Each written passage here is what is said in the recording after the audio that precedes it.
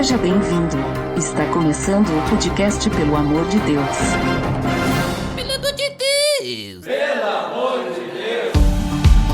Tá no ar! Podcast Pelo Amor de Deus, eu sou Ed The Drummer e por uma questão de ética vou apresentar o nosso convidado direto do Ovelhas Elétricas, Eglan Tosses. Grande Ed The Drummer, que honra estarmos aqui mais uma vez, já há uns bons meses ou anos. A gente não se vê interneticamente, né? Anos. Mas faço as honras de estar aqui com os ouvintes do Pelo Amor de Deus. Olha só, então hoje Eglan está aqui mais uma vez, né? Na verdade, a primeira vez no podcast principal, né? Que nós fizemos aquele, como é que se diz mesmo? Como é que se fala? Crossover? O crossover, né? Nós fizemos aquele crossover e aí Eglan participou aí junto conosco em vários episódios, mas pela primeira vez aqui, né?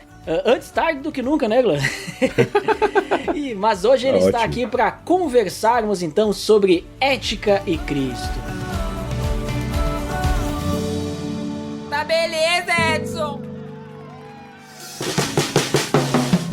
Você está escutando o podcast do site peloamordedeus.org.br e vai ao ar sempre nas sextas-feiras, a cada 21 dias. Inscreva-se no nosso feed para não perder nenhum episódio em peloamordedeus.org.br/feed/podcast ou pesquise nas plataformas e agregadores de podcast.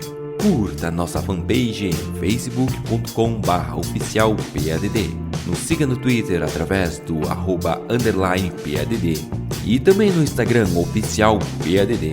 Ou entre em contato conosco através do e-mail contato@peloamordedeus.org.br. Então, Eglan, como comentado, hoje o papo é sobre ética e Cristo, né? O que é ética? O que a Bíblia fala sobre isso? Qual a relação com Jesus e tudo mais? Mas vamos começar do início, obviamente, né? Definindo o que é ética, né? O que significa ética? Qual é o conceito de ética? Como que a filosofia entende a ética? A sociedade entende a ética? Se tu puderes aí começar falando pra nós, né, esse conceito dessa palavra que é muito usada, né, e às vezes daqui a pouco a gente não tem tão claro aí o significado dela. A gente tem que começar do começo. Ética. Pra falar sobre isso, eu dei uma pesquisada e material na internet tem a rodo, mas uma coisa que eu aprendi é que desconfie de tudo que tá na internet. A não ser que seja algum repositório acadêmico, algo realmente muito embasado, mas sites aleatórios aí a gente tem pés atrás para poder definir a ética. Eu fui atrás aqui de um filósofo italiano, o Nicola Abagnano. Ele, no dicionário de filosofia dele, ele separa 9 páginas para falar sobre ética, e ainda assim as páginas são divididas em colunas, então isso aqui é no mínimo dobro, né? Seriam quase 20 páginas só para falar, conceituar e trazer um conceito histórico sobre ética. Mas eu vou ficar com a primeira frase, até porque esse aqui é um podcast, não é uma banca de doutorado. A gente vai ficar com a primeira frase do Nicola Abagnano. Ele fala sobre a ética na perspectiva de ser a ciência da conduta. Ela é uma perspectiva do comportamento, daquilo que se faz e o porquê se faz e para que fim se faz. Então é uma ética que busca um fim específico, um conjunto de princípios que norteiam tomadas de decisão buscando um fim específico. E esse fim vai estar sendo conceituado de diversas formas ao longo de diversas tradições. A gente remonta, por exemplo, na tradição grega mais antiga, com Platão, Aristóteles, principalmente Aristóteles, né? Platão ele vai por um outro caminho. Aristóteles ele tem um livro chamado Ética Nicômaco, ou Ética Nicomaqueia, onde ele não fala especificamente sobre ética. Ele fala muito mais sobre felicidade ou sobre eudaimonia, sobre aquilo que torna a alma humana plenamente feliz. Então, a ética seriam princípios que te levam até a felicidade. O fim para Aristóteles é eudaimonia. Então, ele estabelece lá no Ética pelo menos 4 formas de se alcançar, através do conhecimento, através das honrarias, através dos bens e através do autoconhecimento. Ele coloca esse conhecer a si mesmo de uma tradição socrática muito mais, mas ele coloca como algo muito, muito mais valoroso, né? Outros autores vão olhar para outras perspectivas de finalidade dessa ética, dessa tomada de decisão para um fim específico. Então, você tem autores mais modernos que usam uma ética utilitarista, você toma decisões para ter vantagens, para minimizar o sofrimento, enfim.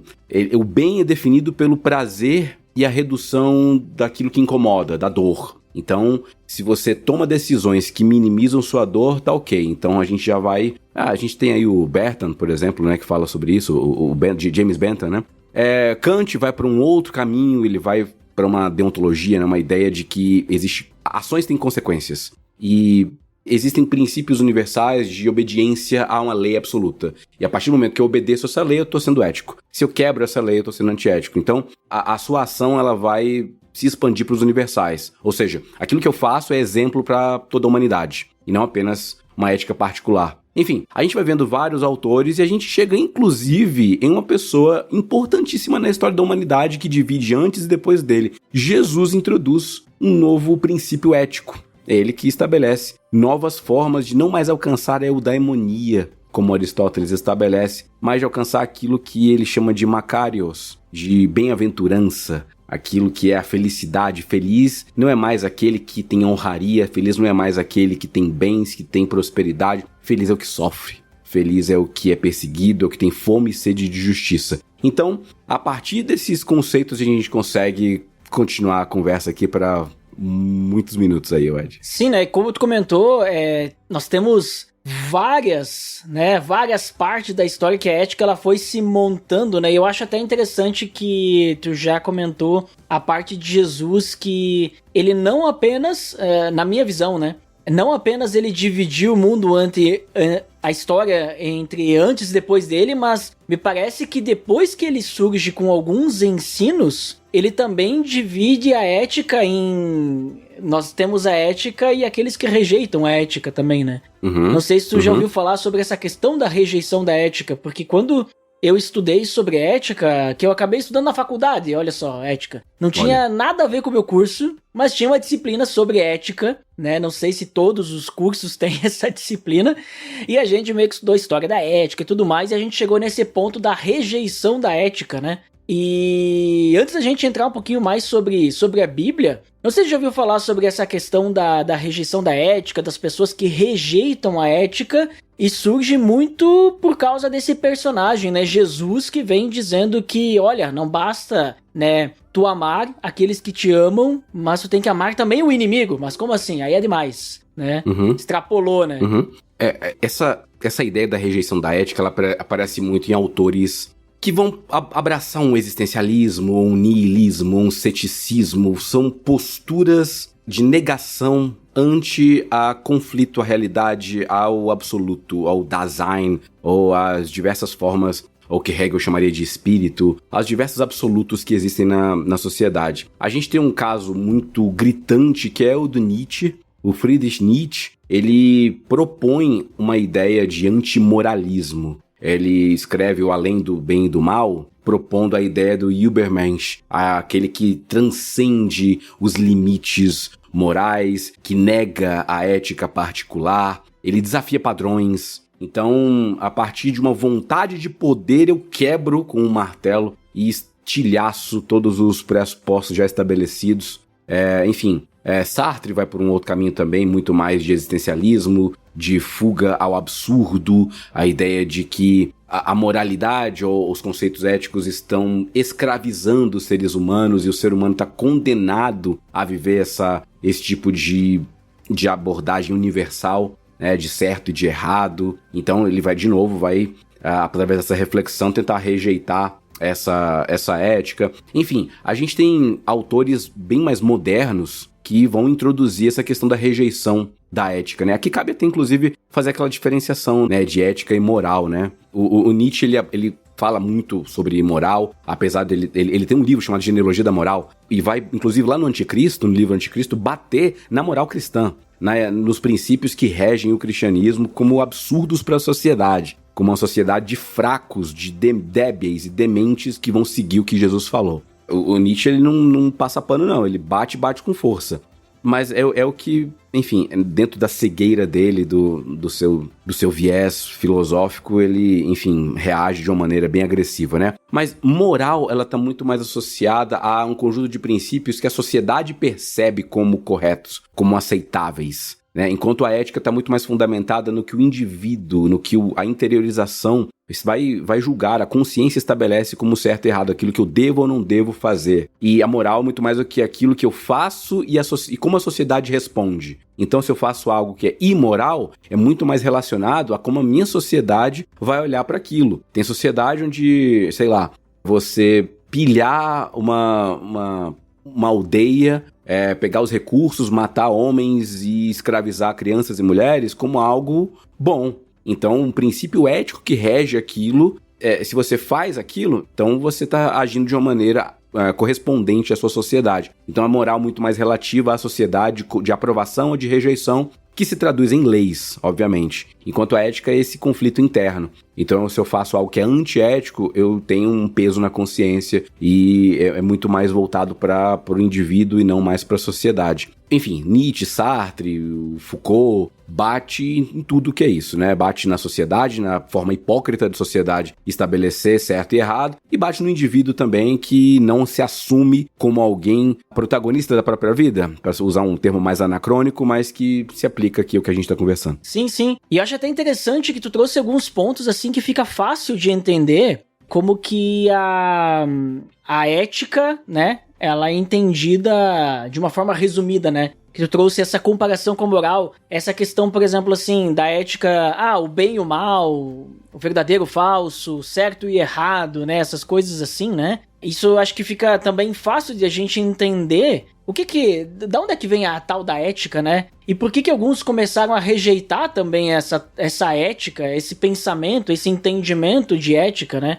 Por que do nada, vamos dizer assim, né? Os filósofos, né? Que nem tu citou Sócrates, né? Ali no início. Um cara chamado Trasímaco, né? Que veio lá de Sócrates, que é um cara que começa a rejeitar a ética, né? Que ele diz, olha, o que tem, assim, só existe o poder, né? A questão de bem e mal é relativo, né? Ele começa a relativizar o que o homem faz, a ação humana, né? Então, é bem interessante como que a gente consegue, né? Tipo, ao mesmo tempo, separar essa questão de ética e moral, mas assim, como que alguns pensadores começaram não é bem assim, né? Então vou rejeitar essa tal de ética, esse pensamento, porque eu acho que as coisas funcionam diferente. E aí isso vai vindo, né? Assim como os pensadores, os filósofos vão influenciando as gerações seguintes, aqueles que rejeitam esses pensamentos também vão influenciando, como tu falou, né? Chega ali em Freud, em Marx e assim vai, né?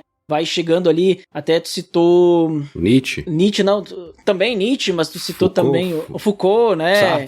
Sartre, isso, esses que tiveram pensamentos assim que foi escalonando, né? Até eu lembro uma coisa quando eu estudei essa questão de rejeição de ética, que eu lembro assim que um grande exemplo de alguém que rejeita a ética, né? Foi Hitler, né? Digamos assim, de alguém que, para fazer o que ele fez, os pensamentos que ele tinha, aquilo que ele orientava os outros a fazer, é de alguém que rejeitou a ética. Porque, pensando na ética, quando a gente olha no extremo oposto, como já citado, Jesus Cristo, né? Se a gente fosse traçar níveis de ética, né? Se fôssemos, dizer nível 1, nível 2, e assim vai, Jesus, ele estaria num nível extremamente superior da ética, né? Que é alguém muito, muito ético.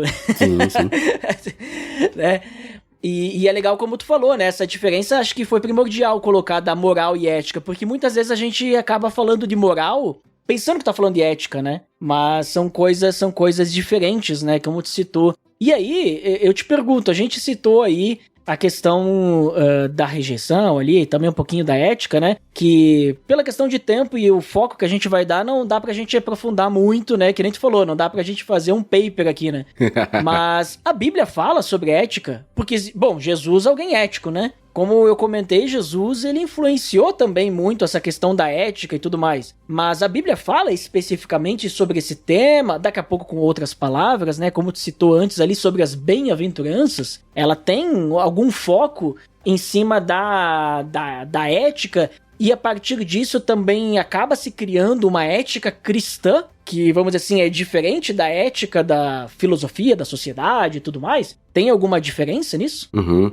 A gente pode resgatar, desde o Gênesis, né? A ideia da árvore do conhecimento do bem e do mal, a entrada do pecado no mundo, a forma como a desobediência condenou toda a humanidade e fez uma separação substancial, né, da humanidade com Deus. Mas eu gostaria de começar já com Caim. Caim, capítulo 4 de Gênesis, é quem tem a sua oferta rejeitada e ele fica triste, fica enraivecido, fica amargurado, machucado. E Deus chega até ele e fala: olha, por que está assim? Se você proceder de uma forma boa, você vai ser aceito. Então o pecado jaz à porta, cabe a você dominá-lo. Então ele teve contato com o que os seus pais introduziram no mundo, o bem e o mal. E ele está muito tentado, inclinado a abraçar o mal. E não à toa é o que ele faz. Mas antes disso, Deus já fala para ele: olha, o certo e o errado tá aqui, o bem e o mal estão aqui. Você pode escolher o bem, cara. Vem cá, traz uma nova oferta. Vamos estabelecer formas de culto, formas de me agradar. Vamos conversar. A sua oferta talvez poderia ser melhor, não sei. Vamos conversar, vamos fazer algo diferente. E o Caim se arrepender. Então, o arrependimento é um pressuposto para abraçar a ética correta. Ele poderia se arrepender e viver com seu irmão feliz para sempre, né? Mas não. Ele escolhe a vingança, a maldade. Ele rejeita a ética divina, o conselho divino. E Deus, que é o autor de todo o bem, quando você o rejeita, só existe um caminho, que é o mal. Então, esse mal vai sendo perpetuado nas gerações de Caim e chega finalmente a ter Gênesis 6 com a maldade espalhada, generalizada na terra. A gente tem um princípio ético estabelecido lá no jardim do homem para a mulher: deixará o homem sua casa e se unirá à sua mulher, serão uma só carne. Adão e Eva têm aqui um princípio. De repente, um dos descendentes de Caim, o Lameque, é quem pega duas mulheres, é quem reestabelece o conceito de justiça e mata uma pessoa porque deu um pisão nele. Enfim, ele que estabelece que se Caim vai ser julgado, ele vai ser julgado 70 vezes 7. E ele vai reestabelecendo a legislação divina e o casamento e todos os princípios éticos que o próprio Deus estabeleceu. A gente vai seguindo a caminhada, a gente vai encontrando pessoas falhas, pessoas que poderiam escolher o bem. Em Deuteronômio, Deus deixa claro, Deus entrega a lei lá no Êxodo, e em Deuteronômio ele dá um conselho: olha, aqui tem dois caminhos, o bem e o mal, a vida e a morte, e eu dou um conselho: escolhe a vida. Então, isso reverbera na nossa vida até hoje. Essa ética cristã, essa ética divina, ela reverbera até hoje, quando a gente rejeita a revelação de Jesus, a gente rejeita o que Jesus estabeleceu no Sermão do Monte, as novas formas de considerar o que alguém é feliz ou não, a regra de ouro de amar a Deus acima de todas as coisas e ao próximo como a si mesmo, e seguir a Jesus. A gente olha, por exemplo, ética muito mais comportamental, né? Como o Abagnano aqui define, é a ciência da conduta. O jovem rico, ele tinha uma conduta adequada. Ele fala: bom mestre, como faço para alcançar a vida eterna? Jesus fala: olha, você tem que seguir os mandamentos. Aí ele: isso já tenho feito desde a minha mocidade. Ele já tinha a conduta. Só que a ética cristã, ela dá um passo a mais. Ela não é só sobre conduta. Na verdade, é uma subversão disso. Não é sobre o que você tem que fazer para alcançar algo. É sobre em quem reside a sua vida. No seu próprio conceito de bem e mal, ou no autor do bem e aquele que destrói o mal. Né? A fonte de todo bem. Então, se você entrega a sua vida tal como Jesus convidou o jovem rico para fazer, então você vai alcançar a vida eterna e vai viver uma eternidade com ele e será um bem-aventurado. Porque é mais bem-aventurado aquele que crê sem ter visto, né? Que Jesus fala para Tomé. Então, não existe a palavra ética, não existe étique, né? Do grego, não existe isso, mas existem vislumbres desse conceito que vão sendo aplicados em diferentes partes da Bíblia. E a gente vê, inclusive, um conflito bem interessante. Jesus, ele lida com conflitos morais da sociedade. Veja, o adultério, ele é punido com apedrejamento.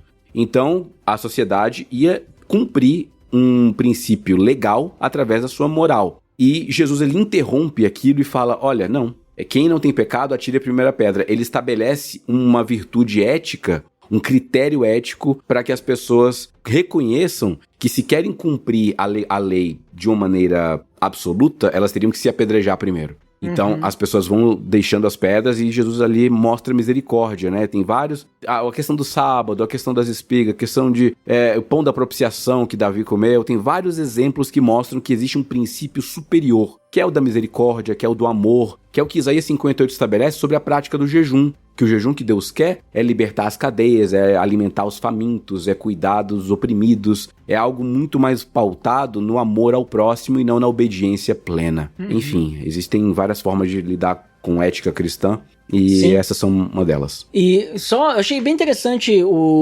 todos os exemplos que tu deu, mas assim, acho que fica bem ilustrativo essa parte do jovem rico, né? Tu deu esse exemplo, no sentido até pra ficar bem claro, né, pro nosso nobre amigo e ouvinte, sobre a questão de ética e moral, porque tu citou ali logo depois a questão do apedrejamento, né, uma questão moral. Mas a gente poderia dizer, se aquele jovem rico ele estivesse sendo extremamente sincero, poderíamos dizer que, perante a sociedade, ele era uma pessoa que era, poderíamos dizer, uma pessoa ética, né? Exemplar, né? E como a sociedade vê ele dessa forma, então a moral dele, né, seria bem vista, né? Também, né, poderíamos analisar dessa forma. Porém, daí como tu comentou, e aí fazendo o papel, né, vamos ver se entendemos, né? Jesus, ele vem e apesar da Bíblia não especificamente usar a palavra ética, ele está fazendo uma reformulação da ética, assim como os filósofos, pensadores faziam reformulações da sua visão de ética, mas usando a palavra ética, mas Jesus não, ele quer... Porque Jesus não está interessado em filosofia, né? Essa que é a realidade, né? Jesus, ele está interessado em realmente, como tu comentou, viver para Deus, né? Uma vida voltando ao propósito inicial pelo qual o homem foi criado, para glorificar a Deus e tudo mais. Então, apesar disso, Jesus, ele traz seus pensamentos, suas visões, né? Ou seja, ensinamentos de como que a ética da sociedade naquele momento, ela não era bem vista, vamos dizer assim, segundo a ética de Deus, olha só, né? Então, poderíamos ir por esse ponto, né? Não sei se eu fiz a interpretação correta ali do jovem rico, é mais ou menos essa, né? E até tu citou ali do apedrejamento, ali também da mulher adúltera, a questão também, o ético, né, seria fazer a coisa certa, que era apedrejar. Porém, Jesus, ele rebate, tá, mas e vocês? Não seria ético também vocês serem apedrejados, né? E aí, né, uma questão moral da sociedade vira uma questão ética ali. Agora eu fiz a sopa de letrinhas aí, sopa de palavras. A gente tem vários exemplos assim nesse sentido. Tem o próprio caso de José e Maria. José, ele teria todo o direito, quando sua noiva aparece grávida, de denunciá-la, de expor aquela situação. Perante a sociedade, algo imoral, vamos dizer assim, né? Perfeito, perfeito. E por conta própria, ele consegue decidir que ele vai abandoná-la secretamente. Um princípio dele foi ferido. Ele considera que houve adultério, que houve uma quebra da aliança que foi estabelecida ali no noivado deles. Mas ele não quer ir a ferro e fogo, porque o princípio que rege a decisão de José é o amor. Amando Maria, ele não quer que ela seja punida e ele decide deixá-la secretamente. Ou seja, ela seria uma pessoa divorciada por repúdio. O marido que a abandonou. Então, antes que José tomasse essa decisão, um anjo aparece e revela tudo a ele. E mais do que agora com o princípio do amor, ele também estabelece um princípio da fé, porque ele crê na revelação do anjo e cuida de Maria. Então, assim, existia uma moral bem estabelecida no primeiro século de Israel, e ainda assim José decidiu que o princípio ético do amor era mais importante. Talvez José nos ensine muito a respeito de nosso comportamento ético, as nossas condutas tão ávidas, tão ácidas em relação a quem peca ou a quem está sob júdice, sob suspeita de um pecado, ou precisa muito mais da misericórdia do que do julgamento. Então, é um princípio muito interessante que pode ser estabelecido aqui também.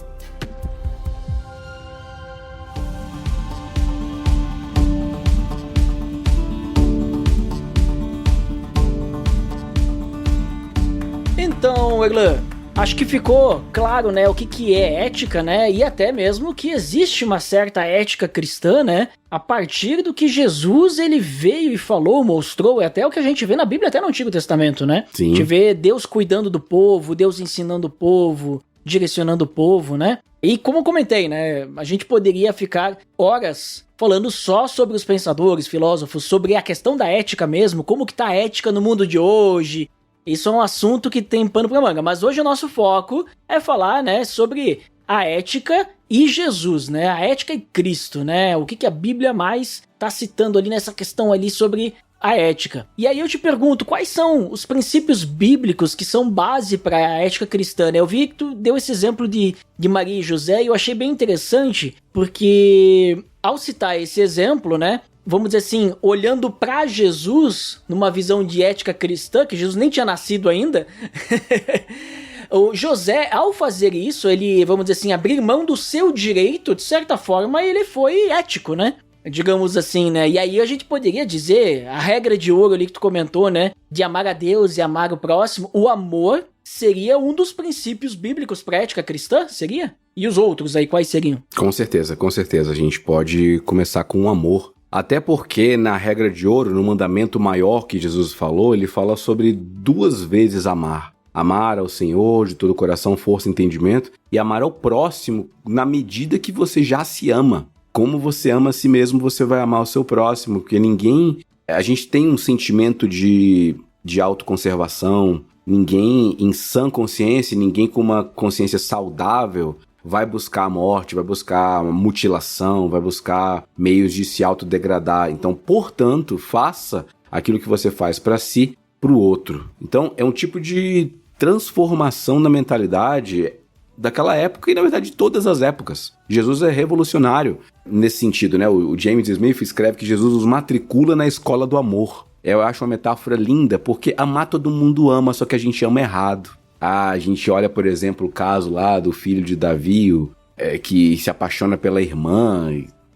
enfim, comete incesto, enfim, estupra, é uma coisa terrível. Mas a palavra, se você traduz ali amor, do hebraico para o grego, na versão da Septuaginta, a palavra é agape. É a mesma palavra usada que a gente usa aqui para agape, amor perfeito, amor maravilhoso.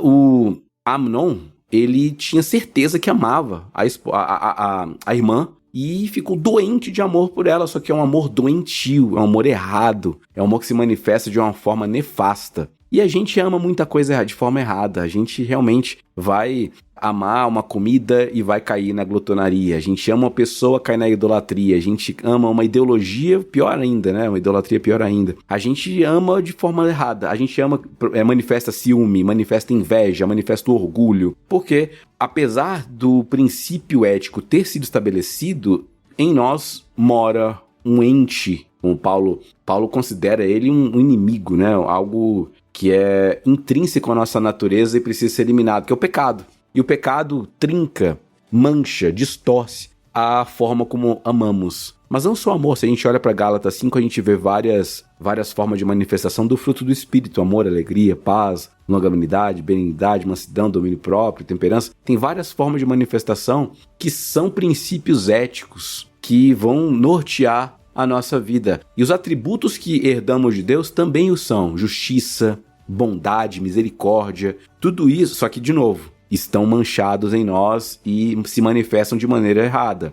Eu recebo uma fechada no trânsito, eu vou considerar que eu estou sendo injustiçado e o motoqueiro que está errado, ou vice-versa. A gente é aquela farinha pouca meu pirão primeiro, então quando somos injustiçados, a gente quer se vingar. E Jesus fala assim, Deus fala muito claramente que a vingança pertence a ele, não cabe a nós, né? Então, para cada virtude estabelecida como princípio ético, convivemos com um vício que entorta os nossos caminhos e nos afasta de Deus. É por isso que Deus usa de misericórdia para conosco, sendo Jesus um advogado nos céus que nos perdoa quando pecamos. Enfim, são vários princípios éticos que são norteados, mas o amor é o principal deles. Sim, Bom, a gente poderia colocar tudo que Jesus ensina, né? Mas tudo isso vai estar relacionado, acho que, com essa base, né? Até citou ali o fruto do Espírito Santo e eu já vi algumas interpretações sobre esse texto que dizem que pode ser interpretado de que o fruto do Espírito é o amor. 2 pontos, né? Aí outras coisas que estão englobadas dentro do amor, né? Que tá relacionado, né? Então, faria parte disso, né? Mas, mais uma vez, né? Que nem tu citou ali antes, tu citou o Bentham, né? Do utilitarismo, né? Isso. Tipo, essa questão do exemplo da fechada de trânsito é quase isso, né? Digamos assim, eu sou ético até o ponto que eu tenho vantagem. Isso. O ponto que não me faz mais bem. Só que Jesus, ele faz o contrário, né? Ele, acho que por isso que teve uma revolução ali nas palavras de Jesus, ali depois das palavras de Jesus, porque Jesus não é até onde tu tem vantagem, ou até onde é bom pra sociedade, bom pro comum, não. É quando o outro está bem, né? Sempre tem que pensar no próximo, né? Deus em primeiro lugar e depois o próximo, né? Eu acho que isso é muito importante, assim, essa questão de como que a gente percebe o amor, né, sendo a base de tudo, porque todo o restante, né, ser justo, ser verdadeiro, ser sincero, o restante ali dos atributos do fruto do Espírito Santo, amabilidade, benignidade, e assim vai, né? Tudo isso engloba dentro do amor, né? E se nós também, não só o amor ao próximo, mas até mesmo o amor a Deus, né? Porque se nós amamos, em primeiro lugar, um Deus que é justo, e nós queremos ser semelhantes a Cristo, aquele que é justo, né? Nós também seremos assim, né? Se nós queremos ser semelhantes a Cristo que foi humilde, a ponto, né, que nem a gente vê em Filipenses 2, de se desfazer, né, vir aqui e se entregar em nosso favor, nós também devemos ser humildes, né? Então, perdão, misericórdia, todas essas coisas, engloba tudo dentro disso, né? É bem interessante, assim, como que Jesus, ele consegue falar isso. Isso sem contar, né, que tu citou ali o caso do filho de Davi. Eu tava pensando agora também, né, lembrando sobre isso quando tu citou, que se a gente olhar pra sociedade hoje, muitas das coisas é influência do cristianismo ou do Antigo Testamento, né, os 10 mandamentos e coisa e tal, né, não matar, não roubar, essas coisas assim, segue meio que uma influência, um princípio, né. E aí, quando nós olhamos para os ensinamentos de Jesus, né? Tu citou antes, por exemplo, o Sermão do Monte, que Jesus, ele muda a forma como nós entendemos a felicidade, né? Estamos citando aí a questão do amar a Deus e amar o próximo. Como que esses ensinamentos, eles moldam a vida do cristão, a forma como ele vai agir, como é que ele vai tomar decisões, né? Como é que isso transforma a vida do cristão, visto que isso tudo faz parte, né, de uma ética cristã? A gente pode olhar para o Sermão do Monte e encontrar a resposta para essa pergunta. O Martin Lloyd-Jones, quando escreve lá Estudos do Sermão do Monte, uma das frases da introdução é que o Sermão do Monte estabelece a forma como a sociedade ocidental construiu suas noções de moralidade e de ética. A gente consegue olhar para aquilo e ver subversões. Porque quem é a pessoa mais importante na sociedade? É o rico, é o poderoso, é o influente, é o influencer, é o burguês, é o proprietário de uma empresa, é o rei, é o monarca, é o político, é toda pessoa que consegue ter poder e através de sistemas ele manipula pessoas, ele oprime pessoas, ele tem condições, mesmo que ele não oprima, ele tem condições. Se ele quisesse, é aquela parada assim, o ditador norte-coreano ficando brincando com um botão assim, ó, se eu quisesse, hein? Se eu quisesse. Ele tem condições de causar o mal, de praticar opressão em relação à sociedade. Só que Jesus, ele fala que essas pessoas não são bem-aventuradas. O bem-aventurado é o pobre de espírito. O bem-aventurado é o pacificador. O bem-aventurado é que tem fome e sede de justiça. Ele estabelece lá no Pai Nosso, que faz parte do Sermão do Monte, de Mateus 6, um novo princípio, que é o seguinte, eu não tenho que perdoar só aquele que me perdoa, eu tenho que me perdoar porque eu já fui perdoado por Deus. Se alguém me deve, eu perdoo, se alguém tem algo contra mim, eu perdoo, se alguém me bate, eu viro a outra face, se alguém toma minha túnica, eu dou a outra, se alguém me obriga a andar 1 milha, eu vou 2.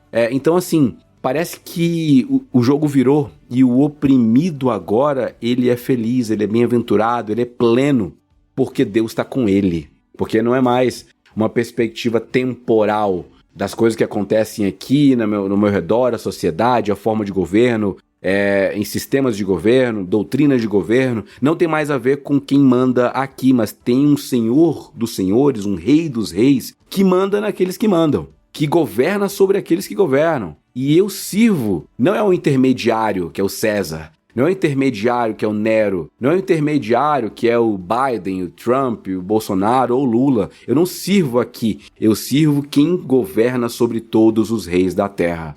E através desses princípios éticos, né, sobre as bem-aventuranças, a gente consegue construir sociedade de uma forma melhor. É muito melhor. Uma vez eu estava conversando com o Cacau Marx. A gente não lembra agora, em algum episódio muito antigo do Ovelhas Elétricas, a gente conversando sobre isso, sobre o fato de que se o cristianismo fosse mentira, fosse inútil, fosse tudo, Jesus não existiu, apóstolos mentiram, Bíblia é fraude, digamos que, beleza, é isso que é a realidade. Aí eu falei pra ele, cara, eu ia aí pra imoralidade, eu ia fazer tudo, eu ia me entregar porque não importa, Deus não existe, então não importa. Aí ele falou o seguinte, e eu concordo, eu discordei na época, mas hoje eu concordo com ele. O Elan de 2025 chegou no patamar do Cacau de 2018, pra concordar com ele. E aí, ele falou o seguinte, cara, ainda que fosse tudo mentira, o jeito que Jesus ensina é o melhor jeito para se formar uma sociedade. É um jeito do perdão, da misericórdia, do auxílio, do amor ao próximo. Isso tudo forma uma sociedade muito melhor. É muito mais agradável viver numa sociedade onde todo mundo se ajuda do que numa sociedade onde meu desejo é quem manda. Porque eu sou só escravo das minhas próprias vontades. Então, como que os princípios bíblicos formam um fundamento para ética cristã? De novo, eu pauto na ideia de que o amor transforma, né? Sobram fé, esperança e o amor é superior porque ele não vem de mim. Eu fui amado primeiro. Por isso eu devolvo o amor. Eu só sigo o exemplo, eu sigo o mestre. Eu vejo, concordo, inclusive até com essa questão ali que tu comentou do episódio ali do Ovelhas, porque eu vejo assim, beleza, digamos que não tivesse nada, né? Mas pra quê, né? Eu viveria diferente, né? Do que viver agora. Também tem esse ponto, né? Por que eu viveria diferente, sabe? Tipo, só porque eu posso, né? Tipo, então agora eu vou transformar meu coração num coração maldoso, um coração de carne, porque eu posso, né? Mas eu posso hoje também, de certa forma, né? Quer dizer, entre aspas, né? Eu, como cristão, não tenho esse desejo, né? Mas eu tenho total liberdade, né? De viver uma vida pecaminosa. Porém, não vivo porque existe o Espírito Santo dentro do meu coração que me direciona para uma vida. Então, em outras palavras, eu não posso, né? Mas eu queria dizer assim que eu não faço porque eu não quero, né? Não vivo dessa forma porque eu não quero. Porque eu entendo que não vai fazer bem pra mim, não vai fazer bem pro próximo e tudo mais, justamente por causa, né, desses princípios que tu tens falado, né, que Jesus nos deixa, né, que acaba moldando a forma como nós vivemos, como nós agimos, como nós tomamos as decisões, né. Eu lembro, já que a gente tá citando vários exemplos aí da Bíblia, eu lembro da parábola do bom samaritano também, né, que Jesus, ele cita e ele dá um exemplo, digamos assim, como que, vamos dizer assim, a ética cristã nos instrui a forma como devemos agir e tomar decisões, pensando no próximo, né? Vem o samaritano, vamos dizer assim, que para os ouvintes de Jesus naquele momento seria o menos ético, né? Aquele que seria o amoral, com uma moral, o imoral, né? Que não teria moral nenhuma para fazer alguma coisa, mas é aquele que faz a coisa certa, né? É aquele que dá a mão, aquele que estende o braço, aquele que para tudo que estava fazendo para cuidar do próximo, né? E eu vejo que é isso que os ensinamentos de Jesus, através do Espírito Santo no nosso coração, acaba moldando assim o nosso jeito de ser, o nosso jeito de tomar decisões. Obviamente que nós não somos perfeitos, né? E volta e meia nós vamos ser um pouco egoístas, né? Seremos um pouco... Vamos pensar mais no que nos traz vantagem, né? Mas o Espírito Santo vai sempre nos direcionar para esse ensinamento de Jesus.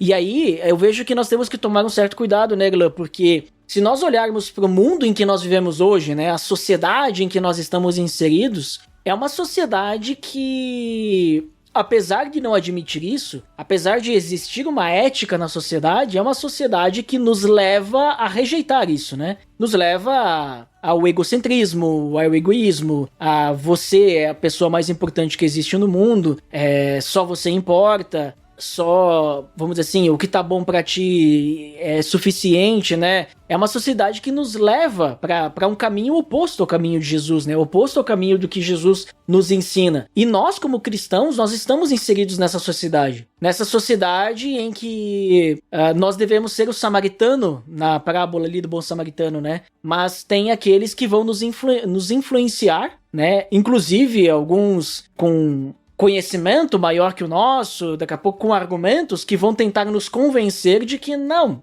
perca seu tempo ajudando essa pessoa que foi assaltada. Ela foi assaltada porque ela deu mole, né? Ela que errou em ser assaltada e agora está à beira do caminho, né? Então agora você vai lá ajudá-la, ela nunca vai aprender, né? Então pensamentos assim estão na nossa sociedade. Uma mulher que pede pra ser agredida, né, no caso? Mulher que pede pra ser agredida, mulher que pede pra ser abusada por causa da roupa que vestiu, né? Então pediu, né? Então vão fazer o quê, né? Então nós como cristãos estamos inseridos, né? Numa sociedade assim, apesar de termos, né, a visão da ética, né, que tem o certo, tem o errado, mas vamos dizer assim, todo mundo na frente dos outros, Sim. Por causa de uma questão moral, quer parecer bonito. Sim. Mas no fundo, no seu coração, tá rejeitando. O que importa, né, quase que nem o inutilitarismo ali, né? Mas como é que o cristão pode então viver uma vida ética, né, com a ética de Cristo, nesse mundo em que é totalmente oposto aos valores bíblicos, que nos direciona para longe, nossos colegas de trabalho vão dar risada quando nós queremos ser fiéis à nossa esposa, ou que nós vamos devolver o troco no mercado. Tô dando exemplos assim, né? Mas obviamente que existem muitos outros, né, que as pessoas passam, né? Como é que a gente pode aplicar a ética cristã na nossa vida como cristãos, né, para sermos fiéis a Deus diante dessa turbulência e dessa correnteza que quer nos levar para longe disso? Ed, eu vou citar um exemplo do meu cotidiano. Eu sou servidor público da área de educação e a gente tem princípios na administração pública, né? Legalidade, integridade, moralidade, publicidade e eficiência. Os 5 princípios, o LIMP. E a questão aqui da moralidade é muito mais pautado naquilo que não convém. Não convém eu receber um presente de uma empresa porque ela quer ter vantagem na licitação. Não convém eu ter conflito de interesse ou estar envolvido num pregão eletrônico onde eu sei que a empresa vai ter informações X ou Y sobre a nossa forma de trabalho, entendeu? Não convém eu misturar coisas pessoais com o meu e-mail de trabalho, com o meu drive do Google. Não convém. Certas coisas, a gente, pelo princípio da moralidade, a gente se abstém para que a coisa pública seja administrada da melhor maneira. E isso não fica restrito apenas aqui ao meu trabalho na administração pública, isso é para a vida. O C.S. Lewis tem uma frase, tá na minha capa do Twitter, é fácil lembrar, que integridade é aquilo que você faz quando ninguém tá vendo. Então, se você quer conhecer um homem íntegro, um homem por inteiro, uma pessoa, né, por inteira, você deixa ela num quarto trancada e decide se ela vai seguir o exemplo de Jesus e vai orar no quarto secreto, com a porta fechada, ou se ela vai cometer qualquer coisa imoral ou qualquer coisa pecaminosa porque ninguém tá vendo. Só que até para citar o Foucault, né, na ideia do vigiar e punir, na ideia do panóptico, a ideia de uma prisão onde você é vigiado constantemente, nem sabe se está sendo vigiado ou não. Deus é o panóptico, né? A pessoa que consegue nos ver plenamente. No profundo abismo, no alto do monte, Deus está vendo. E a gente pode observar esse Deus está vendo de uma maneira desesperada. Deus está me cobrando, Deus está querendo ver o que eu tô vendo na internet, tá querendo ver quais são as obras da minha mão, ele tá querendo ver o que tá passando pela minha cabeça, ele é um bisbilhoteiro, ele é um tirano, ele é um déspota. Ou a gente pode se aliviar porque o Deus dos deuses, Senhor dos senhores, o mais alto Senhor do bem, ele tá olhando por mim, não importa onde eu esteja. Eu posso estar na campina verdejante, eu posso estar no vale da sombra da morte. Deus me vê, Deus tem misericórdia de mim. Então, a gente... Como que a gente pode botar isso na prática? Tem muita palavra sendo colocada aqui e na prática, e na vida. Cara, no seu cotidiano, certas coisas não convêm. Certas... Eu vou dar um exemplo muito simples, muito simples. Eu tava jogando um joguinho de celular do Android. E é um joguinho bobo de ter que conquistar o território do outro, uma coisa assim, cara, bem bobinha, mas é viciante, tá? Tem esse primeiro ponto aí já do vício e tal, mas eu nem vou por esse caminho, né? Mas, cara, a cada 2 partidas, bobinhas, tinha um anúncio. E um anúncio que você não controla que anúncio vem. Às vezes é anúncio do Trivago, anúncio, sei lá, de qualquer coisa, dos Mormons. Mormons, por algum motivo, estão botando dinheiro na internet pra botar anúncio em tudo quanto é lugar. Mas, vez ou outra, aparece anúncio impróprio e a gente não tem como controlar. Aparece lá, né? Aplicativo tal, mulheres de verdade, não sei o que, não sei o que. Cara, eu falei, não vai rolar, eu vou desinstalar. E eu desinstalei. Porque não convém. Porque não é apropriado, seria algo que fere um princípio ético meu. Então, não. É um joguinho bobinho, mas que vem com um pacote que eu não controlo. E pra eu tirar, eu teria que pagar. Não tô afim de pagar, então eu corto. Entendeu? Certas coisas não convêm. É uma questão de autoanálise. A gente sabe o que tá errado. Romanos 2,15 fala que nossa consciência ora nos aprova, ora nos condena. A gente sabe o que tá errado. A gente sabe o que tá errado na nossa vida, quais são os pontos de contato com o mal. A gente nem tá perto do... A gente nem tá no abismo, mas a gente tá dançando muito próximo do abismo. E de novo, eu não quero ser aquele legalista, tá? Moralista, no sentido de, olha, tem coisa que a gente faz, tem coisa que a gente não faz. Então não vamos fazer determinadas coisas. Não é sobre um manual do escoteiro mirim, onde eu vou obedecer ou não, onde eu vou seguir ou não, uma constituição, um código penal, um código de processo penal. Não é sobre isso. É sobre um princípio, o princípio do amor a Deus e o amor ao próximo. Tem coisas que ferem esse princípio, então a gente deixa elas pra lá.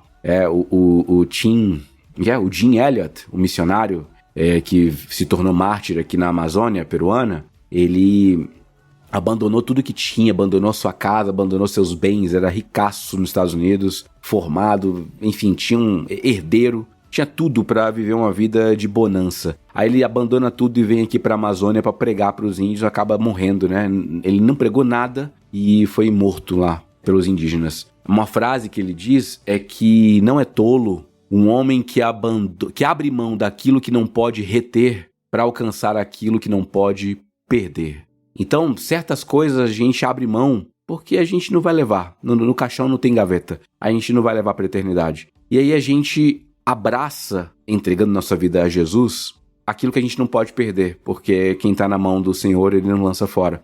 E aí a gente vive uma vida para a glória dele e pautado muito mais no amor do que na obediência, mas a gente obedece porque ama. E não o contrário. Eu iria por esse caminho, Ed. Sim. Não, mas isso que tu tem comentado a gente citando novamente ali o Sermão do Monte, né, Mateus 5, é o que ele fala, se teu olho te faz pecar, né, arranca, se teu braço te faz pecar, né, arranca ele, e assim vai, né. Porque ele fala, né, que é melhor que ir pro céu sem um olho, sem uma mão, do que ir o corpo inteiro pro inferno, né? Mas que nem tu falou, né? Não é uma questão de ser legalista e ser questão de leis, é questão de princípio. E aí que eu vejo que entra voltando, o exemplo que tu deu lá do jovem rico. Beleza, né? Ele até foi meio rápido, né, pra responder Jesus, talvez ele queria se livrar, né? Jesus diz, cumpre os mandamentos, tal. Isso né? Já faço. Isso eu já faço. Não. Eu quero a chavezinha, né? Eu quero aquele detalhezinho lá que eu não estudei ainda. O que tu tá... vende tudo. Dá pros pobres. Vai pra Amazônia peruana, né? Quase isso. Mas... E ali que tá, né? O detalhe, né? Porque Jesus, ele quer tudo da gente, né? Ele quer tudo. Pra gente ser discípulo. Quando a gente olha lá, Lucas 14 ou Lucas 7, eu sei que é múltiplo de 7, acho que é Lucas 14, que ele tá falando com a multidão também.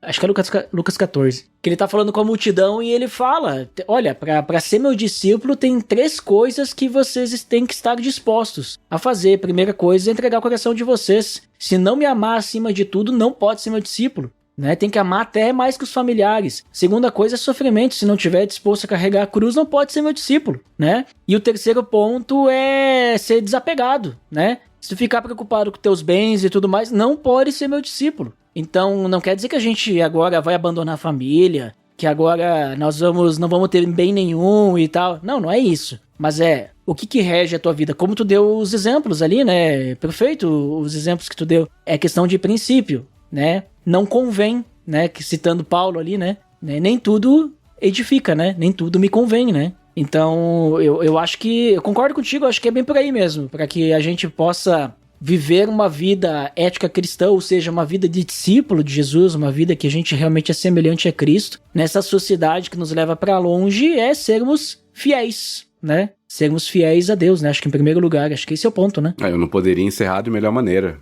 Acho que é isso. A gente olha pra eternidade e a gente não vê coisas, né? A gente vê pessoas. A gente, obviamente, haverá coisa de alguma forma, a cidade é descrita de várias formas ali no Apocalipse, mas o principal são pessoas de toda tribo, raça, língua, nação. Não tem espaço para identitarismo, não tem espaço para divisões raciais, divisões étnicas, não tem espaço para o eu. O cristianismo se torna uma perspectiva coletiva, é sempre nós. São sempre metáforas coletivas.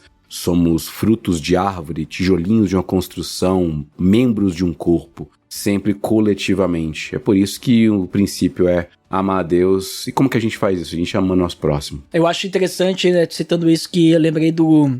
Tá recente na mente, eu li aquele livro do Jonas Madureira, O Custo do Discipulado. Inclusive, link no post. Pessoal aí, adquirir esse livro, muito bom. Que ele fala que no cristianismo não tem espaço para originalidade. Nós não podemos ser autênticos quando nós somos discípulos. Porque nós não podemos, vamos dizer assim, ser alguém diferente, alguém, sabe, que chama atenção. Nós temos que chamar a atenção para Cristo, Boa. Não para nós mesmos, né? É Deus que tem que ser glorificado, né? Então, começa por aí.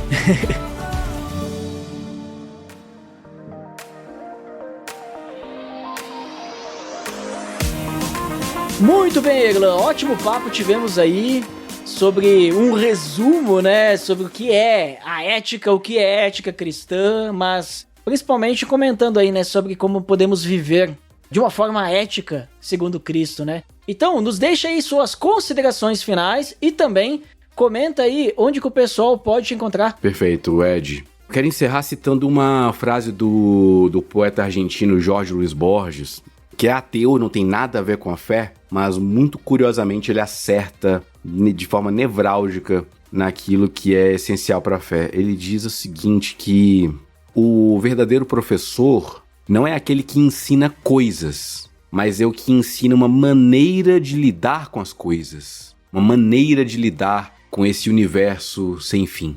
E, curiosamente, ele não tá falando de Deus, não tá falando de Jesus, não tá falando do Sermão do Monte, mas, sabe, Jesus ele não tá ensinando sobre coisas, circunstâncias, ele tá falando sobre princípios, meios através dos quais você consegue lidar com as coisas e com as circunstâncias. E então todo mundo sabe que adultério é errado, não adulterarás, mas Jesus ele coloca um princípio que esclarece muito melhor. Ele fala o seguinte, olha, se você olhar com um olhar lascivo, já é adultério, já foi no seu coração. Assassinato é um pecado, mas se você odiar o seu irmão, xingar, considerá-lo raca, você já está assassinando no seu coração. Então, assim, tem princípio. Jesus é o professor por excelência, mas não apenas um professor. Ele é Senhor. E sendo Senhor, ele sabe o que é melhor para nós. E nós servimos. Servimos a ele, servimos ao nosso próximo. Amamos a Deus. Acho que a melhor maneira de enxergar a ética não é sobre aquilo que eu preciso fazer, é sobre o que Jesus já fez por mim e como eu posso responder de maneira grata e amorosa. Amém. Pessoal, pode me encontrar na internet aí, o Instagram é erlan.tostes, pode me achar no podcast Ovelhas Elétricas, pode me achar na Amazon, nas livrarias com meu livro Onde Está Deus na Cultura Pop. Pode botar meu nome no Google, Erlan Tostes, porque essa é a vantagem de ser alguém com um nome peculiar, estranho. Essa é a vantagem. Coloca, eu sou o único Erlan Tostes. Então você vai conseguir me encontrar, meu Linktree, meus links, meu Substack, o local onde eu escrevo. Me acha no Instagram que lá tem tudo. Olha só, então, link no post para vocês conferirem lá e ouvirem, para serem bem-vindos ao rebanho das ovelhas elétricas, né? Que é o que o Erlan normalmente fala, né, no início. E muito obrigado, Erlan, por participar conosco aí. Tenho certeza que o nosso nobre amigo e ouvinte foi muito edificado com esse papo. porque eu fui, né? Aprendi muito contigo aí hoje. E gostaria também de finalmente considerar que, indiferente, né, das dificuldades da vida, indiferente do que as pessoas falam ao nosso redor, o que a gente vê na TV, nas mídias, né, redes sociais e tudo mais, a nossa base sólida para sabermos como viver, né, o que nos dá a direção de uma vida fiel a Deus é a palavra de Deus, né? É o exemplo de Cristo. E é a ele que nós temos que imitar, né? Não imitar outras coisas, né? Obviamente nós teremos exemplos na vida para imitarmos, como pessoas mais maduras na fé que nós e tudo mais, mas nós temos que sempre analisar se essa pessoa aponta para Jesus, né? Porque às vezes nós podemos estar mais parecidas com aquela pessoa do que com Cristo, né? E o objetivo é sempre imitar a Cristo, assim como Paulo falou, né? Sejam meus imitadores assim como eu sou de Cristo. E dessa forma, né, nós vamos viver, literalmente, uma ética cristã, né? Uma ética que Jesus ensinou, que Jesus demonstrou, que até mesmo que a sociedade da sua época entendia que Deus queria, não era bem aquilo, mas era mais profundo ainda, né? Então que possamos viver dessa forma e sermos fiéis a Deus. Então muito obrigado para você que nos escutou até aqui e até o próximo episódio. Até mais!